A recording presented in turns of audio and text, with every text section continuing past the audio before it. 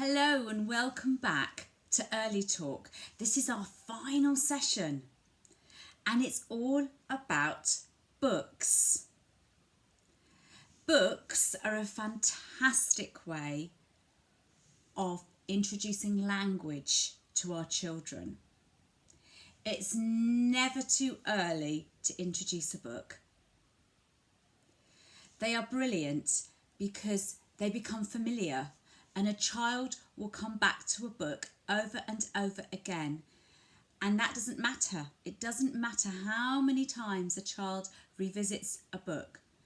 Because when you're sharing a book with a child, you can point to a picture and the child will hear that word and associate it with the picture.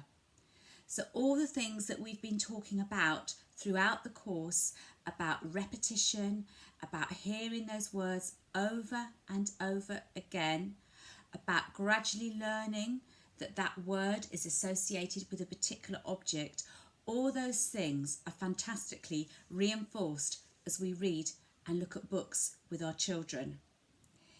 It's good to introduce books as early as possible because children will just love it. And even if it's just them turning the pages and getting used to books, it's a brilliant, brilliant activity for you to do.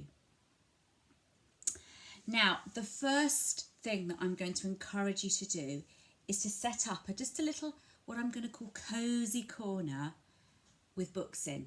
It doesn't matter how many books. I've just put 4 in my cosy corner because that's all I've got access to at the moment. But you may have more, you may have less. But any books that are suitable for your children, that are children's books for their age, or even younger, because even books that are for younger children can still be used with older children, because they can look at the pictures and look at the pictures and say the words. So any book that is suitable for children can be put in our cosy corner. I'd encourage you, if you have any cushions or pillows, you could put them in as well, because it's nice for you both to sit down in that corner feeling comfortable on cushions.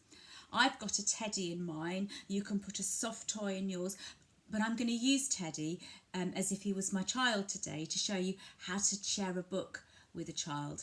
But if you want to put some soft toys to make the cosy corner for books seem more welcoming, then that's great. I've also got a scarf. You could just lay around, put the books on a scarf just to make them look quite attractive and nice. So the idea of the cosy corner is you lay it out with different books like I have done. And as I said before, even if it's 2 books, that's great. And if you have more, to put more. Then you would encourage your child to lay it out and then just see if they go up to that cosy corner.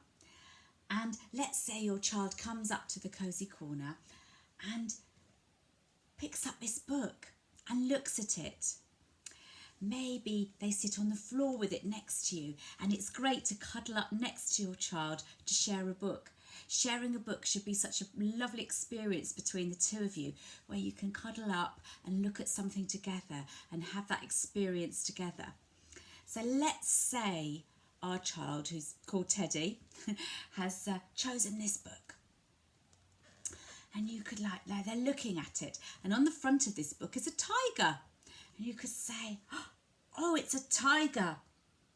Just pause a few seconds to see if your child has a go at copying the word. If your child doesn't, that's absolutely fine. Do not force it. Do not put your child under any pressure. Similarly as we've been doing throughout the whole course.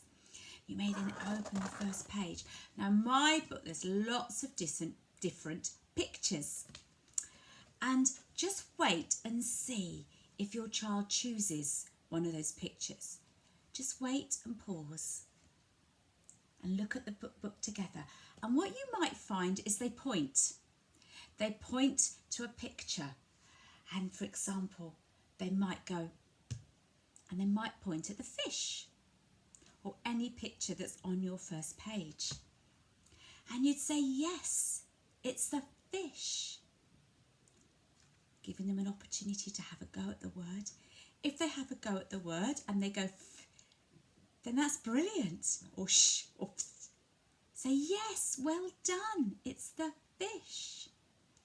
If they don't, that's fine. Just wait and pause again. You could say, what else can we see? And they might point to something else. If they don't point to something else, perhaps you would like to point to something else on the page. For example, I'm going to point to the cat, and I'm going to give my child, my teddy, a chance just to wait. My child hasn't pointed to anything, so I'm going to point to the cat, and I'm going to say, oh, look, Mummy's found a cat. The cat goes, meow. And you're using that opportunity to bring those animal noises in to see if your child copies those noises.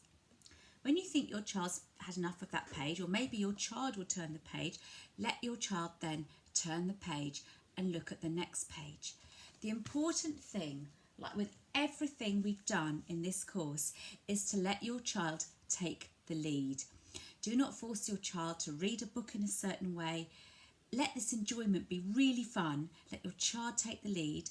Be responsive to what your child is pointing at, perhaps what your child's trying to communicate to you, or perhaps words they're trying to say.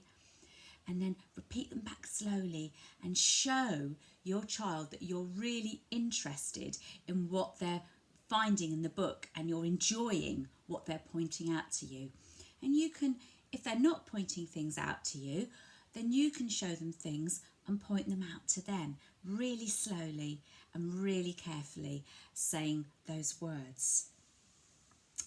So we've got our cosy corner, and that's the first activity that I'd like you to encourage you to do with a child, is to set up a little cosy corner of books and enjoy a special time reading together.